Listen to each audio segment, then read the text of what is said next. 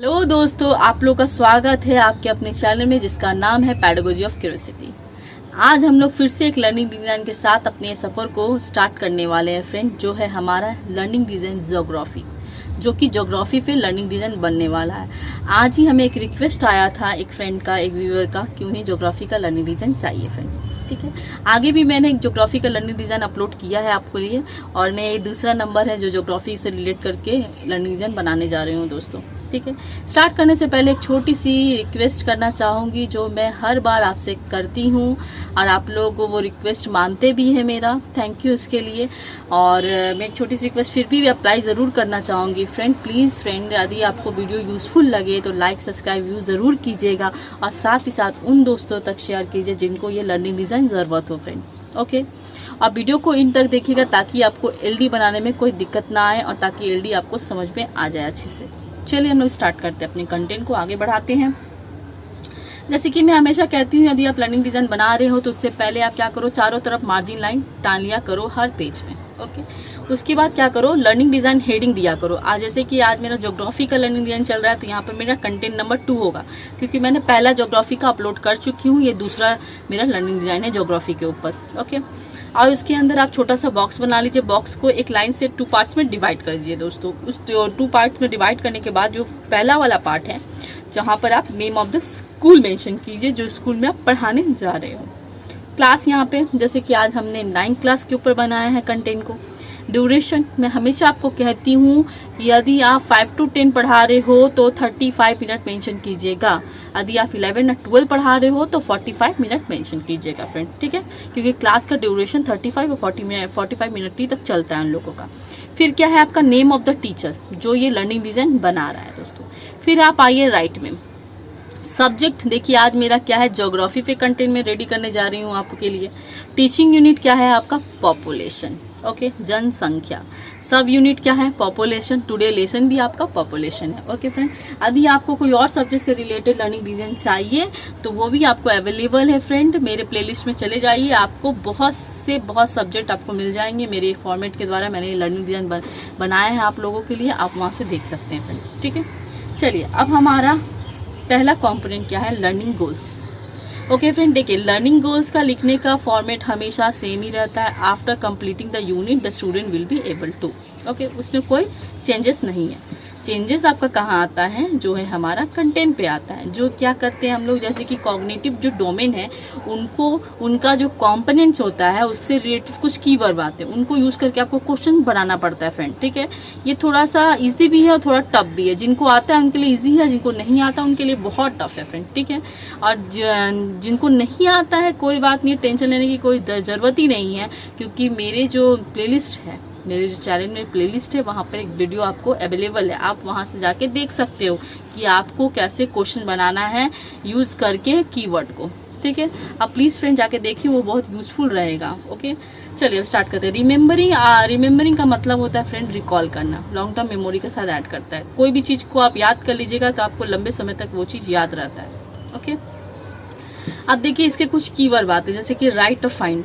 यदि आप रिमेम्बरिंग के कीवर्ड को यूज करके क्वेश्चंस को बनाते हो तो हमेशा आप क्या करोगे, फैक्चुअल नॉलेज के साथ वो क्वेश्चन को ऐड कीजिएगा फ्रेंड।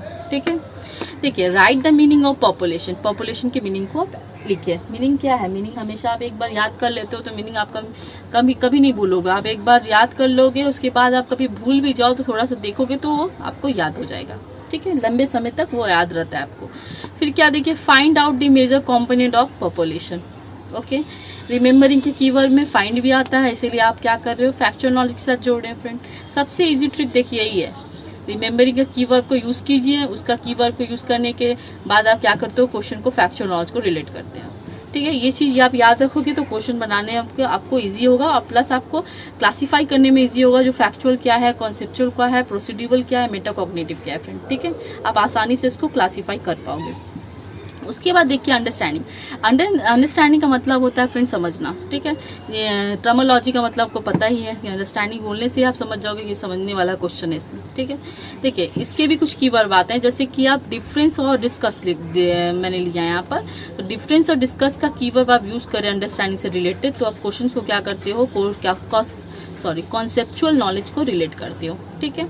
सीके के साथ जाता है, जो क्या फुल फॉर्म इसका कॉन्सेप्चुअल नॉलेज है फ्रेंड, ठीक है। अब देखिए differentiate between population growth and population change.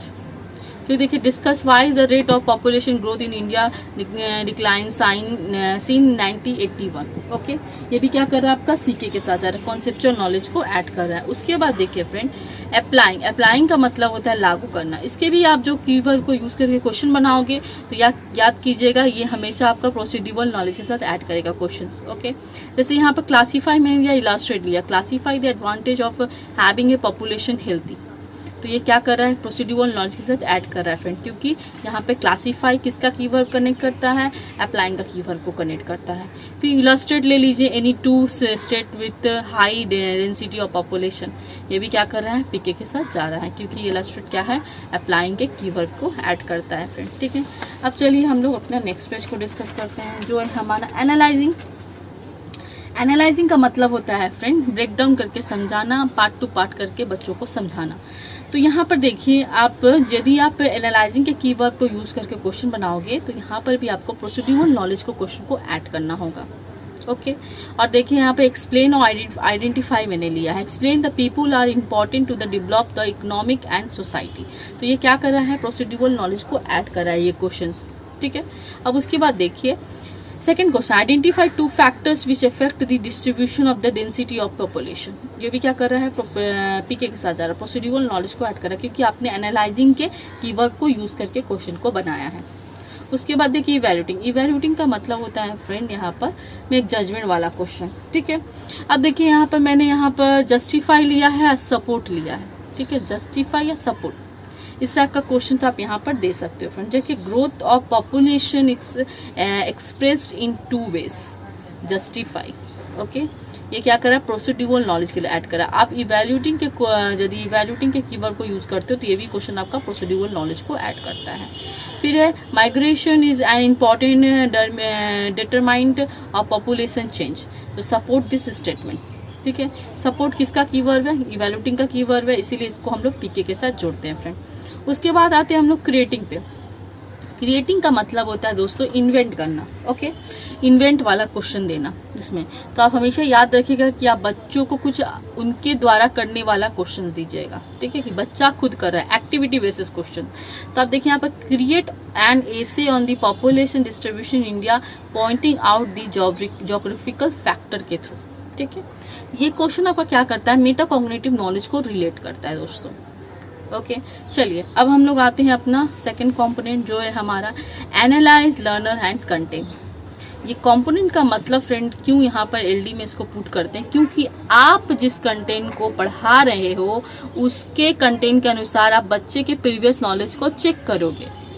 Okay, ताकि बच्चे को ये पॉपुलेशन से रिलेटेड कुछ बेसिक नॉलेज है कि नहीं, ठीक है, ताकि आपको पढ़ाने में आगे जो कंटेंट को पढ़ाओगे उसमें आपको हेल्प मिलेगा और साथ ही साथ बच्चों को हेल्प मिलेगा इसको समझने में। तो देखिए लिखने का तरीका जो मेरा फॉर्मेट है वो हमेशा मेरा सेम रहता है, बस मैं यह 4 क्वेश्चन जो कंटेंट है उसको चेंज कर देती हूँ। The following questions will be asked to the student to determine their general characteristics and primary behaviour on the basis of the present lesson. Okay friend, कुछ क्वेश्चन है, देखिए व्हाट इज अ सेंसस, ठीक है, census क्या है, census से बच्चा connect हो जाएगा, क्योंकि हर घर में सेंसस के लिए बहुत सारे गवर्नमेंट एम्प्लॉय आते हैं, घर घर घूमते हैं, जो हमारा 11 साल के बाद होता है, ठीक है। तो 2021 में होने वाला था पर हुआ नहीं, ये कोविड-19 की वजह से। ओके फ्रेंड, तो 2011 में तो हुआ था, बच्चे ने देखा है बहुत सारे घर में गवर्नमेंट एम्प्लॉय आते हैं और उनके मम्मी पापा कौन कौन रहता है इसके बारे में सब पूछते हैं, तो आप उनको उनसे वहाँ से कनेक्ट कर सकते हो, ठीक है, वहाँ से आप समझा सकते हो कि सेंसस क्या होता है, ठीक है। फिर क्या है आपका, name the organisation which provide us with information regarding the population of our country, तो क्या है हमारा सेंसस ऑफ इंडिया, ठीक है, जो ऑर्गेनाइजेशन काम करता है, जो हमारे कंट्री में कितने पॉपुलेशन के बारे में बताता है, सेंसस के साथ इसको भी जोड़ सकते हो। फिर क्या है, state the position of India in the term of population, तो ये 2nd रैंक में करता है हमारा पॉपुलेशन में, फर्स्ट है आप जानते ही हो चाइना है, ये सब बच्चा जानता है, ठीक है। Which is the most populate country in term of the population size, ठीक है। पॉपुलेशन साइज के हिसाब से कौन मोस्ट सबसे पॉपुलर कंपनी है, इसके बारे में आप बच्चों को डिस्कस करोगे। ये 4 क्वेश्चन आप यहाँ पर बेसिक क्वेश्चंस यहाँ पर पुट कीजिएगा फ्रेंड, और आपको यहाँ नॉलेज रिलेटेड क्वेश्चन पुट नहीं करना है फ्रेंड। यहाँ पर आप जैसे आप लर्निंग गोल में नॉलेज रिलेटेड पुट करते हो क्वेश्चन, वहाँ पर मत कीजिएगा। यहाँ पर आप सिंपल क्वेश्चन पुट कीजिएगा ताकि आप बच्चों का प्राइमरी नॉलेज चेक कर रहे हो। ओके दोस्तों, चलिए अब हम लोग अपने सेकेंड पेज को डिस्कस करते हैं, जो है develop and select learning material. Okay friend, देखिए जैसे कि आप देख रहे हो journal learning material, specific learning material को आप 2 पार्ट्स में डिवाइड कर देते हो। जर्नल वाला में आप क्या करते हो, जो आपको क्लासरूम में जो चीज़ आपको यूज़ करते हो आप यहाँ पर जर्नल में मेंशन करते हो। जैसे आप ब्लैक बोर्ड क्लासरूम में रहता है, चौक भी रहता है, डस्टर भी रहता है, स्कूल बुक भी वहाँ अवेलेबल रहता है, ठीक है। स्पेसिफिक में आप क्या ले जाओगे, जो आप एक्स्ट्रा ले जाते हो, जो क्लासरूम में अवेलेबल नहीं रहता है दोस्तों। जैसे कि रेफरेंस नोट आपका क्या हो जाएगा, जो आप एलडी ले जा रहे हो पढ़ाने के लिए, ठीक है, जो आपने एलडी बनाया है। पीपीटी आप ले जा सकते हो अपने, ये पीपीटी ऑब्वियसली पॉपुलेशन पढ़ा रहे हो तो पीपीटी जरूरी ले जाना, क्योंकि आप वहाँ पर दिखा सकते हो, बहुत सारा क्लिप निकाल के आप वो बच्चों को मेंशन दिखा सकते हो कि पॉपुलेशन ग्रोथ क्यों बढ़ रहा है, कैसे बढ़ा। अभी तो इंडिया में इतना पॉपुलेशन ग्रोथ बढ़ा है, फिलहाल अभी बहुत ही कम ग्रोथ घट रहा है, क्योंकि ये कोविड-19 की वजह से बहुत सारे पॉपुलेशन ग्रोथ में डिफेक्ट आएंगे यदि फ्यूचर में, यदि हमारा जनरल सेंसस होगा तो, ठीक है। फिर क्या है, चार्ट के थ्रू भी आप पढ़ा सकते हो। चार्ट में भी बहुत सारा डायग्राम के थ्रू आप बच्चों को दिखा सकते हो। फिर यहाँ से डेमोन्स्ट्रेशन आप कर सकते हो एक मॉडल के थ्रू, ठीक है। इस टाइप का आप चीज़ यहाँ पर यूज़ कर सकते हो टीएलएम के द्वारा। फिर जो आप लर्निंग डिज़ाइन के अकॉर्डिंग यूज़ करोगे, आप यहाँ पे स्पेशल यहाँ पे मेंशन कर दीजिएगा फ्रेंड, ठीक है। और जनरल वाला आपका 4 का 4 ही रहेगा, उसमें कोई और ऐड मत कीजिएगा। देखिए अब चेयर टेबल ये सब मत ऐड कर दीजिएगा जनरल वाला में फ्रेंड, ठीक है। चेयर टेबल इसमें ऐड नहीं होगा। आप पढ़ाने के लिए क्या यूज करो बस ये ऐड कर दीजिएगा, ठीक है। आप बैठने के लिए बच्चे क्या बैठते हैं वो वाला चीज आप यहाँ पर मेंशन मत कीजिएगा दोस्तों। चलिए अब देखते हैं हम लोग लर्निंग स्ट्रेटजीज, ठीक है। लर्निंग स्ट्रेटजी जो है हमारा सबसे इंपॉर्टेंट पार्ट है एलडी का। इसमें क्या होता है फ्रेंड, इसमें आप क्लासरूम में जाने से पहले जो प्लान करते हो आप वही चीज यहाँ पर लिखते हो, ठीक है। रिटर्न फॉर्म में यहाँ पर लिखा जाता है। अब देखिए इसको 2 टाइप में आप डिवाइड कर दो, 2 पार्ट्स में। जैसे कि लर्निंग एरिया है, लर्निंग स्ट्रेटजी है। लर्निंग एरिया में आपको क्या लिखना, किस टॉपिक के बारे में आप डिस्कस करोगे, और वो टॉपिक जो लर्निंग स्ट्रेटजी में वहाँ चला जाएगा, वो टॉपिक को आप किस वे से डिस्कस करोगे, डिस्कशन मेथड से, प्रोजेक्ट मेथड से, या डेमोन्स्ट्रेशन से, या चार्ट क्या यूज करोगे, या ब्लैक बोर्ड वर्क क्या दोगे। इस टाइप आप ये सब चीज़ आप लर्निंग स्ट्रेटजी में लिखते हो फ्रेंड, ठीक है। अब देखिए फर्स्ट फेज में आपको क्या करना है, हमेशा मैं यही बोलती हूँ, आप discuss the definition of population में यहाँ पर बोलती हूँ। आप फर्स्ट फेज में आप हमेशा पॉपुलेशन नहीं बोलते हैं, कॉन्सेप्ट और डेफिनेशन और इंट्रोडक्शन ही कीजिएगा, क्योंकि आप क्लासरूम में जाते ही तो स्टार्ट नहीं कर दोगे कि चलो और यार बर्थ रेट के बारे में बात करते हैं, डेथ रेट के बारे में, सेक्स रेट के बारे में बात किया, ऐसा नहीं आप बच्चों को बताओगे। आप जाके उनसे पॉपुलेशन के बारे में डिस्कस करोगे कि आप जानते हो पॉपुलेशन का मतलब क्या होता है, ठीक है, पॉपुलेशन क्या होता है, ठीक है। इसके बारे में ऐसे डिस्कस करो कि आप क्लासरूम में, यदि पहला दिन आप क्लासरूम अपने क्लासरूम में जाते हो पढ़ाने के लिए, आपका फर्स्ट डे है, तो आप जाते ही तो नहीं पूछोगे चलो बच्चों आओ बुक्स निकालो, जल्दी जल्दी होमवर्क लिखो, आज मैंने क्लासों को ये पढ़ाना है, इस टाइप का आप चीज़ तो नहीं बोलोगे। आप जाके आप पहले नॉर्मल में जाओगे, अपना इंट्रोडक्शन दोगे, प्लस बच्चों का इंट्रोडक्शन लोगे। आप फर्स्ट क्लास तो आप इंट्रोडक्शन में ही निकाल दोगे, क्योंकि आप जब तक उनको नहीं जानेंगे, बच्चे आपको नहीं जानेंगे तो पढ़ेंगे कैसे, क्योंकि आप दोनों का साथ ही करके तो क्लासरूम का एनवायरनमेंट बनेगा। उसी तरह जब तक आप कंटेंट के बारे में नहीं बताओगे तब स्टार्ट कैसे करोगे, ठीक है। तो इसीलिए यहाँ फर्स्ट फेज में मैं हमेशा डिस्कस द डेफिनेशन या कॉन्सेप्ट उस टॉपिक से रिलेटेड देती हूँ। देखिए यहाँ पर देखिए आपका discuss the definition of population मैंने दिया है। The teacher will discuss about the definition of population. आप पॉपुलेशन के थोड़े से डेफिनेशन को यहाँ ऐड कर दीजिए, ठीक है। उसके बाद सेकेंड फेज में आपको क्या करना है फ्रेंड, सेकेंड फेज में आपको हमेशा अपना टीएलएम शो करना है, ठीक है। तो discuss the 3 components of population growth, ठीक है। जो 3 कंपोनेंट्स होता है जो पॉपुलेशन को ग्रोथ करता है, उसके बारे में यहाँ पर आप डिस्कस करोगे। The teacher will show a chart about the components of population growth, ठीक है। आप एक चार्ट दिखा दो बच्चे को, ठीक है। यहाँ पर देखिए कंपोनेंट क्या, बर्थ रेट है, डेथ रेट है, माइग्रेशन है, इस टाइप का जो कंपोनेंट क्या करता है, पॉपुलेशन को ग्रोथ करता है, ठीक है। ये आप तीनों डिस्कस कर दोगे चार्ट के थ्रू बच्चों को दिखा के, ओके। उसके बाद क्या होता है, जो मेरा फॉर्मेट में हमेशा लिखा रहता है हमारे फॉर्मेट में, उसी को हम लोग यहाँ पर मेंशन करना पड़ता है। उसके बाद देखिए क्या करेंगे हम, the students will ask questions after the discussion the components of population growth and get clear idea by teacher.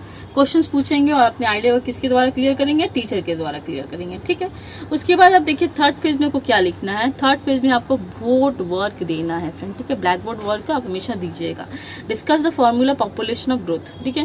Growth of population का फॉर्मूला तो जरूरी बताओगे, तो सबसे इंपॉर्टेंट चीज है कि फॉर्मूला नहीं जानेगा तो बच्चा सम्स कैसे करेगा, ग्रोथ ऑफ वो निकालेगा कैसे, बर्थ रेट कैसे निकालेगा कि आज जनसंख्या में अभी इंडिया में कितना बर्थ रेट चल रहा है, डेट कितना रेट चल रहा है, पॉपुलेशन कितना ग्रोथ हुआ, इस टाइप का आपको फॉर्मूला डिस्कस करना होगा।